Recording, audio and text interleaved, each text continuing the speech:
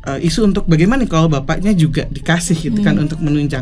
Ini bukan isu yang baru dan bahkan sudah jadi kebijakan yang ditetapkan kalau di negara-negara lain. Dan sisi perusahaan sendiri pasti yang jadi pertimbangan utama adalah masalah finansial gitu ya. Yang namanya kebijakan dari undang-undang itu kan dia pasti ada regulasi di bawahnya yang mensupport untuk implementasi kebijakannya. Jadi ketika nanti ada turunan-turunan dari undang-undang tersebut, gitu kan, identifikasi yang tadi klaster-klasternya itu jelas, itu nanti langkahnya juga akan bisa digunakan untuk mensupport bagaimana sih yang 3 bulan plus 3 bulan ini bisa berjalan.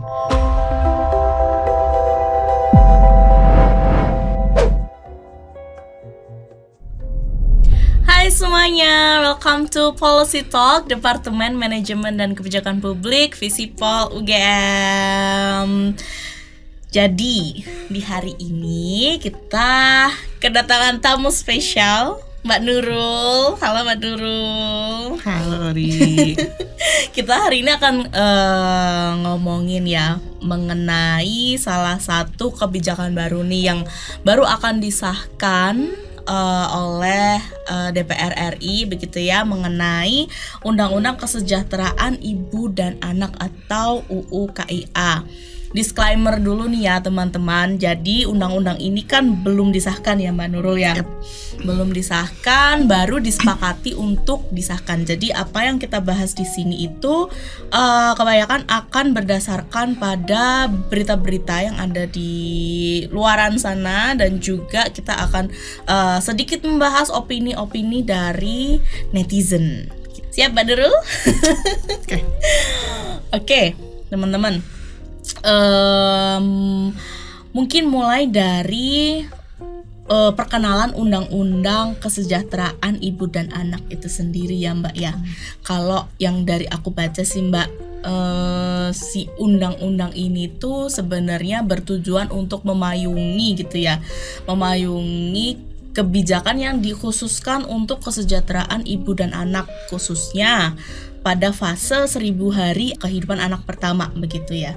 Nah, kalau misalkan dari sisi kebijakan publik itu sendiri Mbak, sebenarnya urgent nggak sih kebijakan ini untuk disahkan gitu? Ya, sebenarnya thank you Ori juga di-invite akhirnya di podcastnya Ori gitu ya, DM Cafe gitu. Sekarang kita bahas tentang salah satu kebijakan yang seperti kata Ori bilang, ini sudah disahkan tapi dokumen juga masih belum bisa di-download secara formal gitu ya, secara official.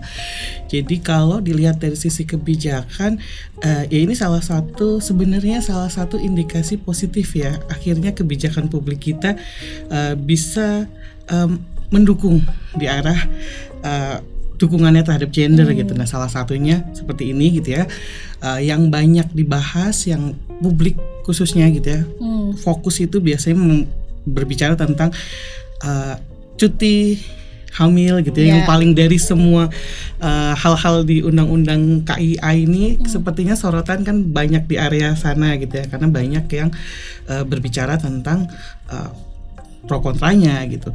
Tapi menurut saya ini salah satu indikasi positif kita bisa ke arah kebijakan publik berbasis gender yang lebih baik. Itu sih satu poin gitu. Nah mungkin seperti apa pro kontranya mungkin nanti kita bisa bahas lebih detail diri. Betul. Oke, nah kalau di ini yang salah satu menjadi isu paling hangat nih ya Mbak, itu kan ada kebijakan bahwa di sosial media banyak sekali ini cutinya bisa 6 bulan nih gitu kan. Padahal kalau kita lihat lebih detail lagi, itu tuh cuti yang diperkenankan bagi ibu pekerja itu 3 bulan ya. 3 bulan cuti melahirkan, kemudian boleh ditambah maksimal 3 bulan berikutnya asalkan ada surat keterangan dokter gitu ya. Ada surat keterangan dokter mengindikasikan bahwa ibu yang setelah melahirkan itu memiliki keadaan kesehatan khusus, baik ibu maupun bayinya begitu. Nah, kalau dilihat dari situ, apakah sebenarnya kemudian kebijakan ini malah mempersempit kesempatan bagi ibu untuk bisa bonding begitu, atau malah sebenarnya ya oke-oke aja kayak gitu.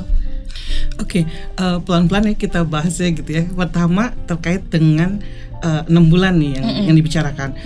6 bulan ini kan terdiri dari 2 sebenarnya. Yang satu itu ada hak gitu ya, yang itu sifatnya quote and quote dia wajib diberikan. Betul. Gitu 3 bulan gitu. Kemudian perbedaannya dengan yang lalu-lalu ada kemudian tambahan hak yang diberikan 3 bulan dengan tadi Ori sudah sebutkan ada kondisi-kondisi khusus. Jadinya ada kondisi khusus yang itu memungkinkan sang perempuan gitu ya untuk mengajukan. Jadi ini kan secara otomatis tidak bisa dibilang 6 bulan itu langsung given gitu seperti yang 3 bulan itu. Nah ini sekali lagi gitu ya, ranah ibu bekerja itu juga ada banyak kategori.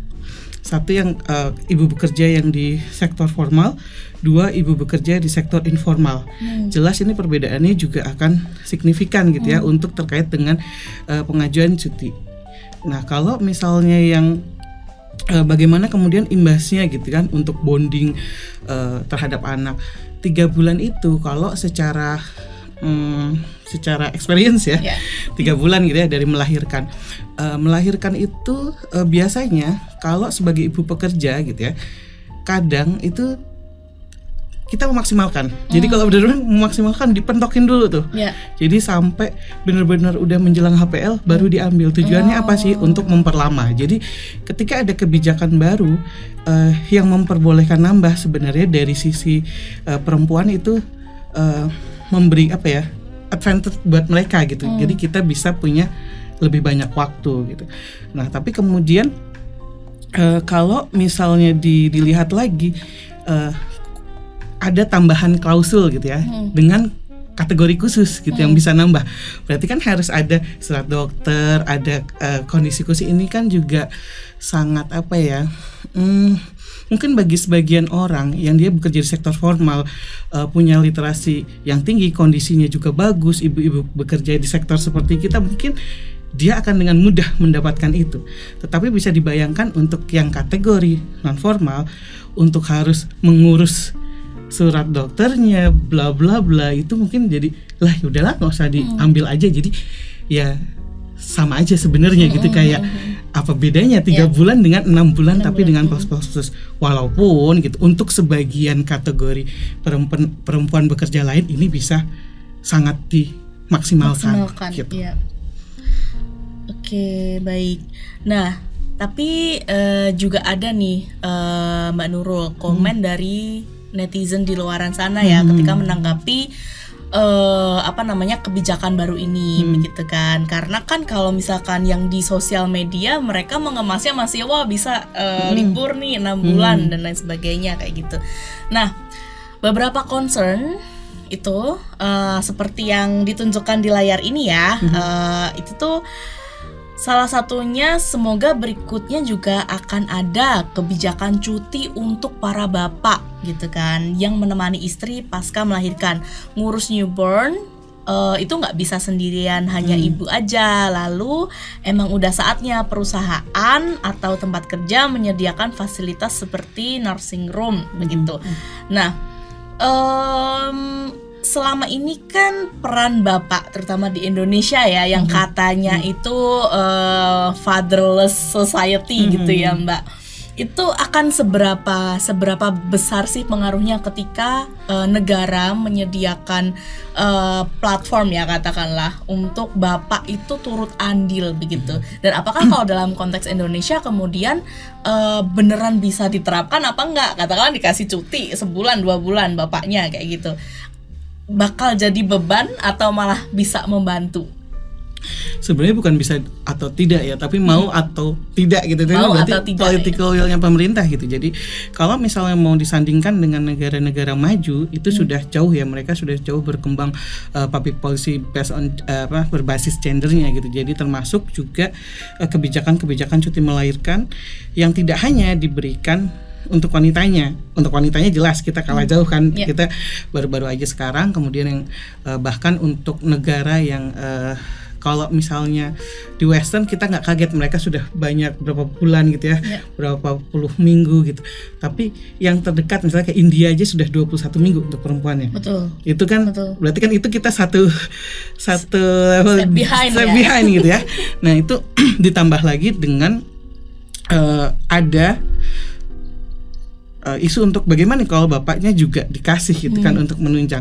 Ini bukan isu yang baru dan bahkan sudah jadi kebijakan yang ditetapkan kalau di negara-negara lain, dan biasanya kisaran waktunya itu sekitar 2 minggu. Yang paling lumrah itu 2 minggu gitu ya. Itu di daerah negara-negara yang udah maju gitu ya, yang mensupport itu gitu. Mulai dari seperti Denmark, Prancis itu 2 minggu mereka kasih. Dan kalau misalnya Ori juga baca gitu ya di draft undang-undangnya juga kan kita sudah kasih itu gitu ya. Berapa Ori? 2 hari ya. Oke, 2 hari. Jadi kalau misalnya 2 hari itu ya ibarat baru melahirkan. Jadi kita lahirkan. Ada 2 jenis juga kan, yang melahirkan itu kan ada normal, ada sesar gitu ya. Kalau yang lahir lah ya sehari, dia mungkin kadang bisa pulang gitu ya. Itu kan baru sehari proses ya, itu baru proses administrasi rumah. Belum kalau misalnya nunggu prosesnya itu selang hari kan itu sebenarnya 2 hari sudah habis gitu. Kemudian yang sesi 2 edisi yang dia sesar gitu. Nah kalau sesar itu biasanya paling cepat itu 3 hari 5 hari. Jadi 2 hari itu belum recovery, boro-boro recovery gitu ya, keluar rumah sakit aja belum tentu gitu. Jadi di situ sih. Tapi sekali lagi ini ada indikasi bagus. Saya masih berusaha untuk melihat dari sisi positif gitu ya. Ada indikasi bagus, sudah ada tuh pembicaraan ke arah sana. Nah ujungnya ketika masalah di hari, nah itu kayaknya perlu advokasi tambahan, contohnya seperti podcast ini gitu. Jadi bagaimana make sense tidak angka-angka tersebut dikeluarkan gitu. Terkait dengan itu mensupport atau tidak, seperti yang Ori bilang, pastinya gitu ya, namanya ada support, tidak hanya support mental gitu ya, tapi juga ada keberadaan fisik dan juga ada bantuan dari orang terdekat, pastinya akan membantu recovery dan bla bla blanya itu pasti banyak lah terbantu. Jadi kira-kira seperti itulah bayangannya untuk 2 hari dan compare to the others gitu ya. Bahkan ada yang sampai yang terbanyak itu sekitar 12 minggu untuk di Spanyol untuk ayah ya. Tapi kayaknya kita nggak usah lihat yang 12 minggu itu kayaknya jauh banget ya gitu. Tapi paling tidak dari angka 2 minggu itu sudah terlihat 2 hari itu seperti apa sih gitu. Iya. Step by step ya Mbak istilahnya gitu kan. Terus berarti kan ini menjadi agenda yang penting juga ya, katanya bahwa undang-undang KIA yang disahkan ini kemudian akan diturunkan menjadi peraturan pemerintah, mungkin juga ada peraturan presiden gitu kan ya. Berarti mungkin kita bisa masuknya dari situ ya, untuk lebih mendetailkan atau mungkin bahkan kesempatan-kesempatan yang bisa diberikan ke ibu dan bapak yang memiliki newborn gitu kan. Oke, baik. Nah, satu hal juga yang menjadi kontroversi ini sudah tidak mengagetkan ya, bahwa mungkin di sektor swasta, terutama di sektor swasta, performa itu menjadi andalan utama ketika pekerja mau dipertahankan, gitu kan Mbak. Nah, dengan adanya peraturan ini, tadi 3 bulan pertama ibu bisa cuti melahirkan itu kan dibayar 100%. Perusahaan wajib membayar 100% gaji. Nah, kira-kira dari sisi perusahaan atau sektor swasta begitu, gejolak apa sih Mbak yang mungkin muncul begitu? Oke, kalau misalnya dari sektor publik mungkin lebih lebih smooth ya ketika ada cuti. Tapi kalau swasta seperti yang tadi Ori bilang, pertimbangan jelas kalau misalnya yang kita dari sisi advocate untuk mengadvocate, oke, ini bagus loh, ini sisi ini untuk mendukung, pasti karena kita melihatnya dari sisi perempuannya kemudian yang merasakannya. Tapi kemudian dari sisi perusahaan sendiri pasti yang jadi pertimbangan utama adalah masalah finansial gitu ya. Spending yang mereka keluarkan, kemudian ketika tenaga kerjanya berkurang, tetapi pengeluarannya tetap harus gitu kan. Dan apabila itu membutuhkan tenaga kerjanya untuk diganti, artinya kan mereka butuh mengeluarkan sejumlah yang sama lagi. Jelas itu jadi pertimbangan yang sampai sekarang itu masih menjadi ramai gitu ya.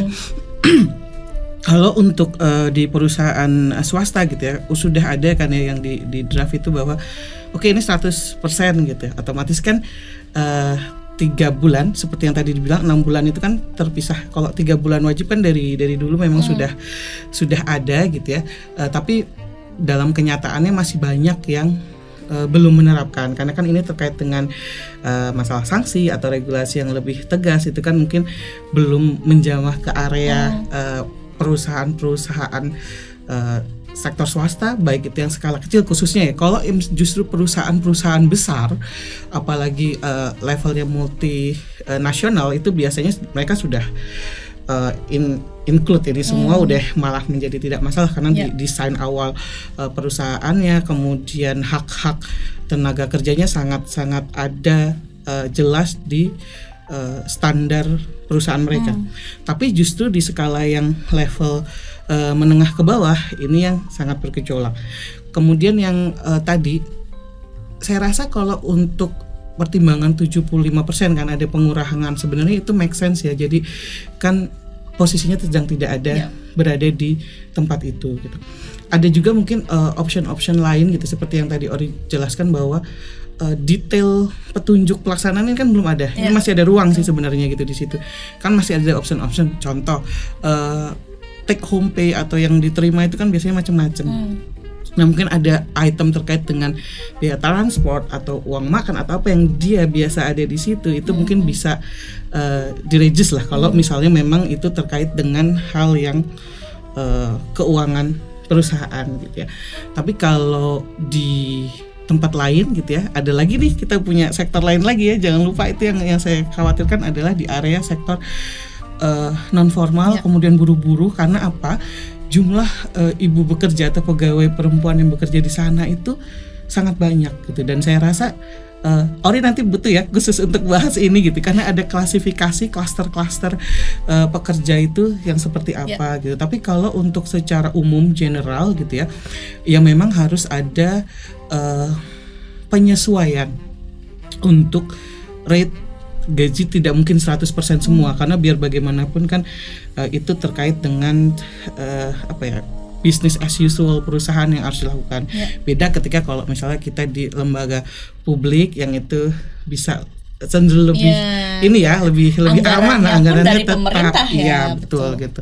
Kemudian ada lagi mungkin kalau terkait dengan opsi-opsi yang bisa gitu, kayak misalnya ada yang memilih untuk tidak mengambil, kan namanya ini hak kan.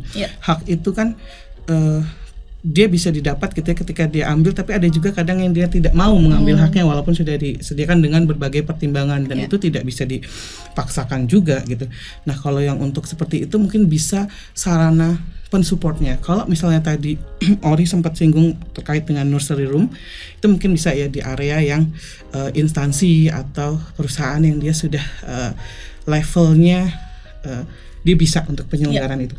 Tapi kalau misalnya yang di bawahnya lagi, mungkin paling tidak akses untuk misalnya tempat pendingin atau apa yang untuk ASI itu jauh lebih praktikal, dan itu dibutuhkan untuk yang di sektor tenaga kerja non formal yang dia biasanya lebih milih tetap kerja gitu, karena itu tidak bisa dihindari, realitanya seperti itu gitu sih.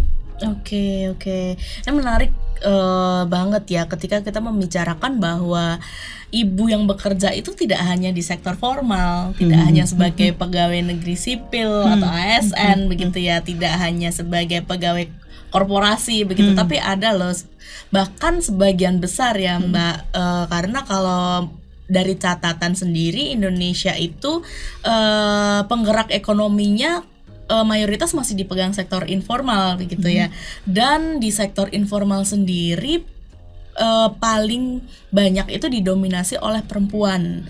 Nah, perempuan yang masih usia produktif pula kan. Jadi ini harus menjadi catatan khusus bagi pemerintah juga ya. Ketika mau menurunkan dari undang-undang tadi mungkin ke PP maupun Perpres begitu. Nah, kalau misalnya dari sisi pekerja, ini kan tadi Mbak Ori sempat singgung terkait dengan nursery room. Itu mungkin bisa ya di area yang instansi atau perusahaan yang dia sudah levelnya penting nih untuk menjadi sesi tersendiri ya. Iya, sambungan dari yang sambungan dari podcast yang sekarang ya teman-teman. Jadi tunggu aja podcast berikutnya. Kita akan membahas ini dari ranah dari sisi pekerja informalnya seperti apa begitu ya.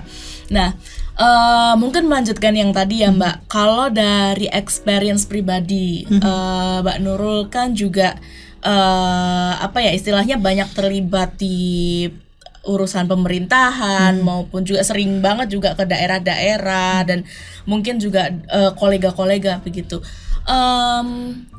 Masih banyak nggak sih praktik diskriminasi terhadap ibu baru begitu yang bekerja?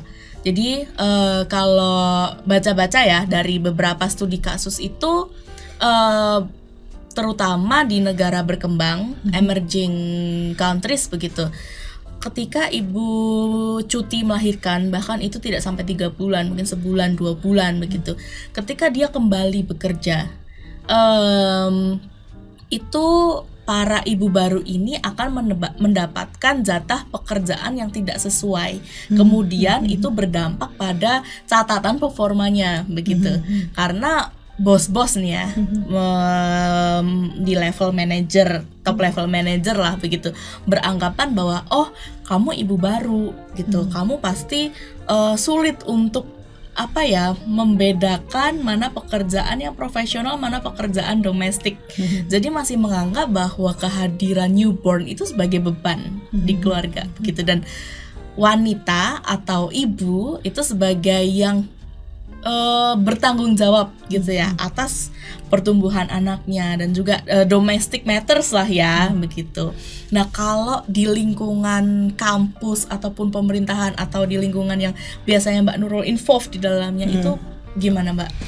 Kalau di lingkungan kampus gitu ya, lingkungan kampus lebih enak gitu ya, yang terbuka tuh deh lebih banyak gitu ya, support itu banyak gitu ya, terutama misalnya ada nggak cuma nursery room tapi juga ada kayak misalnya tempat penitipan bayi atau segala macam itu komplit gitu ya. Nah tapi ada hal nih Ri, mungkin itu belum dibahas juga, ada 2 sisi gitu ya. Kadang kita juga lupa gitu, tidak hanya si ibu yang melahirkan ini yang perlu beri perhatian, teman-teman kerjanya juga. Jadi kenapa kemudian cuti itu bisa lebih lama gitu ya? Hal positif nih kalau menurut saya, satu, bonding dengan anak otomatis gitu ya, persiapan, kemudian adaptasi. Kedua, anaknya kan juga nggak terlalu dibawa-bawa dalam usia yang sangat amat kecil itu gitu ya. Iya kalau misalnya lahirnya normal dan baik-baik saja gitu, misalnya let's say dia tidak prematur gitu ya.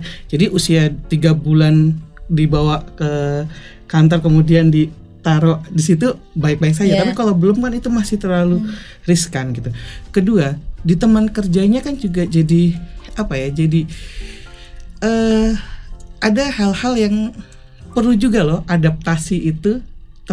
Teman-teman kerjanya juga punya hak yang sama gitu. Jadi ketika dia bisa lebih nyaman ibunya di rumah gitu kan, teman kerjanya juga lebih nyaman. Jadi tidak ada saling ketergangguan, gimana ya saya menjelaskan, tapi ada hal-hal seperti itu yang itu harus dibuat equal gitu ya.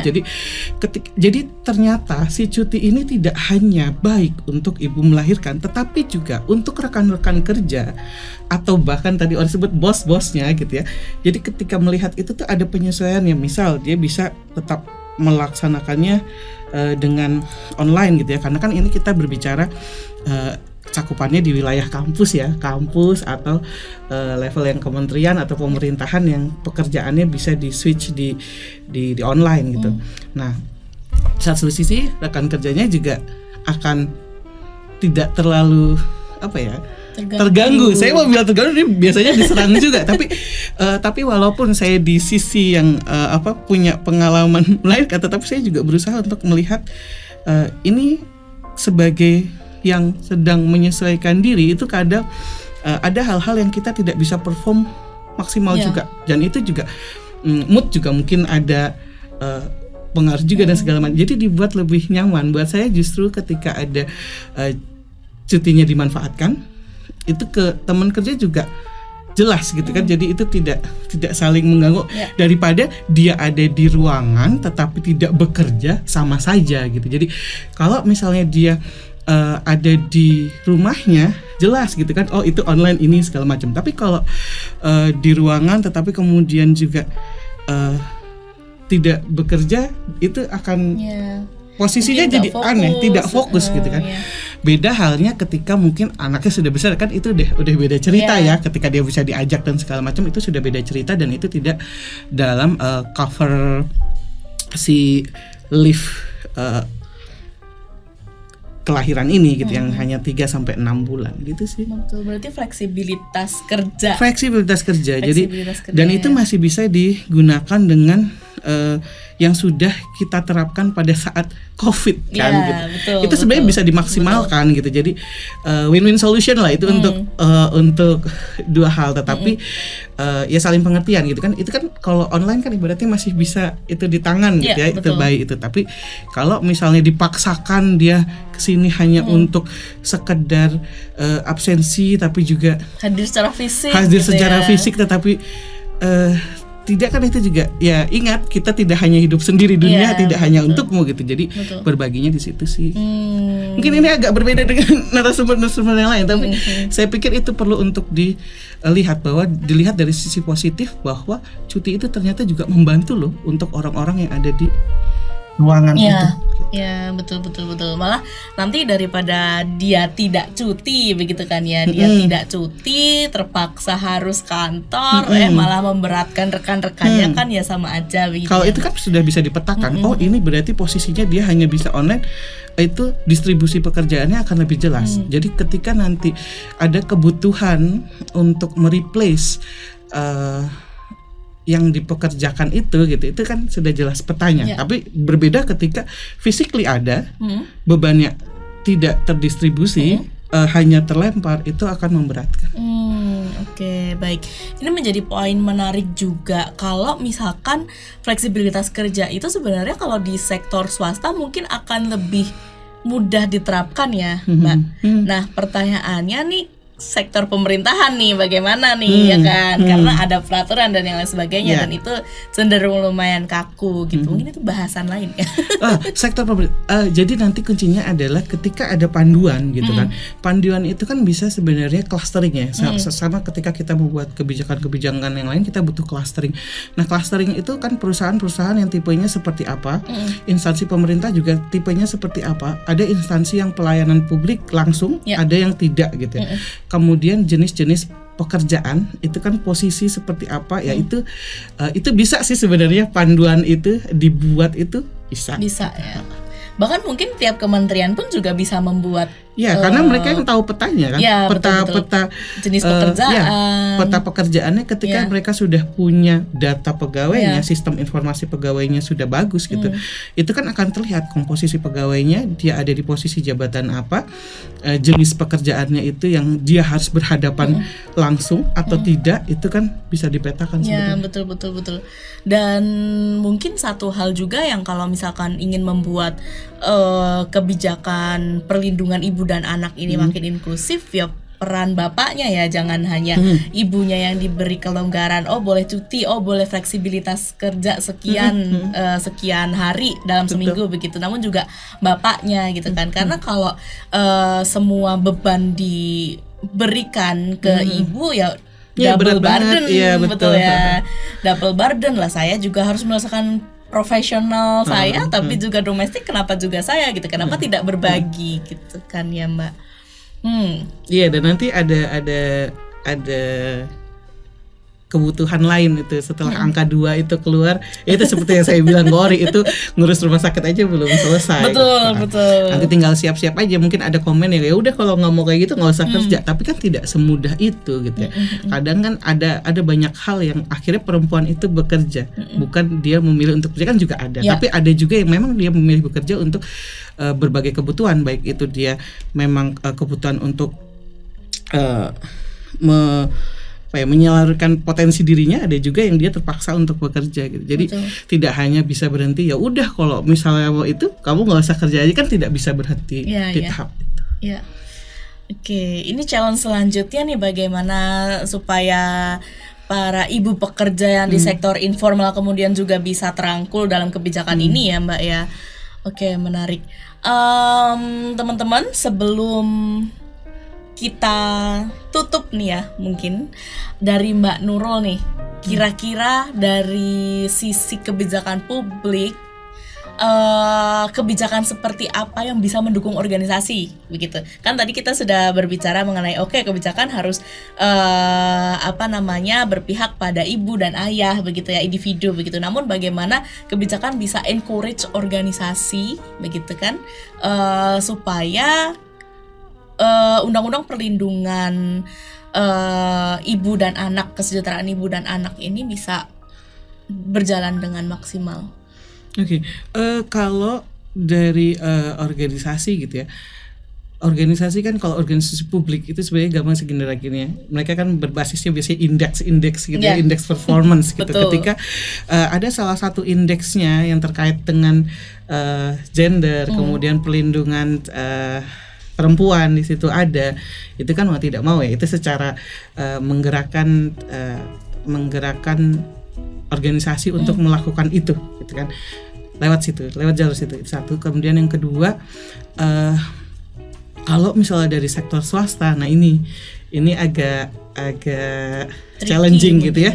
Bagaimana kemudian berarti kan lebih ke awareness-nya gitu. Jadi kalau bahwa ini tuh penting bukan hanya untuk sisi individu gitu ya, jangka panjangnya banyak gitu ya. Kemudian juga untuk performa perempuannya itu sendiri juga itu akan memudahkan dia untuk beradaptasi untuk kembali lagi ke track sebelum dia melahirkan gitu ya, dibanding yang ibaratnya harus di-push terus tapi kemudian kinerjanya turun. Itu kan juga berpengaruh. Tetapi untuk meyakinkan atau membawa ke perspektif yang seperti ini kan butuh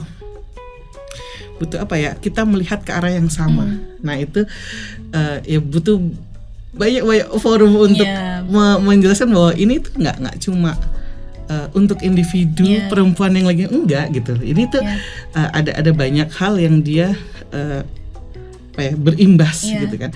Karena kan si ibu ini dia punya anak, dia juga punya suami yang bekerja juga gitu ya. Kadang ketika misalnya itu kurang kan sebenarnya suaminya juga nanti akan membantu, entah itu karena kalau bayi baru lahir 3 bulan itu biasanya dia tidak tidur lah itu.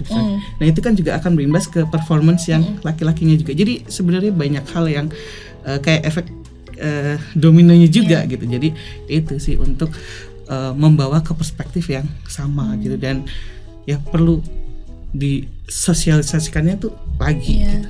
Berarti awareness organisasi, top level manajemennya begitu ya. Karena betul yang dibilang oleh Mbak Nurul tadi ya, ini tuh bukan keuntungan pribadi, bukan keuntungan ibu saja begitu ya, tapi juga sustainability perusahaan, bagaimana sustainability organisasi gitu. Oke, baik, sangat menarik. Nah, untuk menutup nih Mbak Nurul, mungkin ada harapan-harapan ke depannya, bagaimana pemerintah melalui undang-undang ini bisa beneran gitu ya, tidak hanya judulnya saja, namun juga beneran bisa menyejahterakan ibu, anak, dan keluarga tentunya ya, dan kemudian juga mengurangi anxious dari para ibu bekerja ketika mereka mengambil cuti dan kemudian kembali bekerja lagi. Oke, harapan utama yang satu, ini dokumen segera lah official bisa di-download. Itu kan artinya ketika dokumen saja itu belum bisa official di-download gitu ya, belum bisa official kita lihat, berarti kan masih ada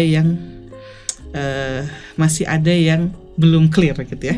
Jadi itu kedua ya turunannya. Yang namanya kebijakan dari undang-undang itu kan dia pasti ada regulasi di bawahnya yang mensupport untuk implementasi kebijakannya. Jadi ketika nanti ada turunan-turunan dari undang-undang tersebut gitu kan, identifikasi yang tadi klaster-klasternya itu jelas, itu nanti langkahnya juga akan bisa digunakan untuk mensupport bagaimana sih yang 3 bulan plus 3 bulan ini bisa berjalan dengan setting instansi atau setting organisasi yang berbeda, konteks jenis pekerjaan yang berbeda. Oke, baik. Terima kasih banyak ya Mbak Nurul sudah memberikan sangat banyak insight ya mengenai fenomena baru nih ya di area kebijakan publik begitu, mengenai undang-undang kesejahteraan ibu dan anak yang masih penuh dengan kontroversi begitu. Nah, teman-teman, jika teman-teman sudah menonton video ini, podcast Policy Talk ini, mungkin teman-teman bisa memberikan kira-kira apa sih opininya begitu ya mengenai isu undang-undang kesejahteraan ibu dan anak ini. Boleh di komen juga di YouTube ini begitu, dan tunggu aja nanti kita akan buat sesi 2-nya ya Mbak Nurul dengan Bapak Ibu dosen yang lain begitu, membahas tentang undang-undang ini, kebijakan ini yang kemudian berfokus pada para ibu pekerja, terutama yang bekerja di sektor informal begitu. Baik, kita undur diri. Terima kasih dan nantikan podcast-podcast kita berikutnya. Dadah.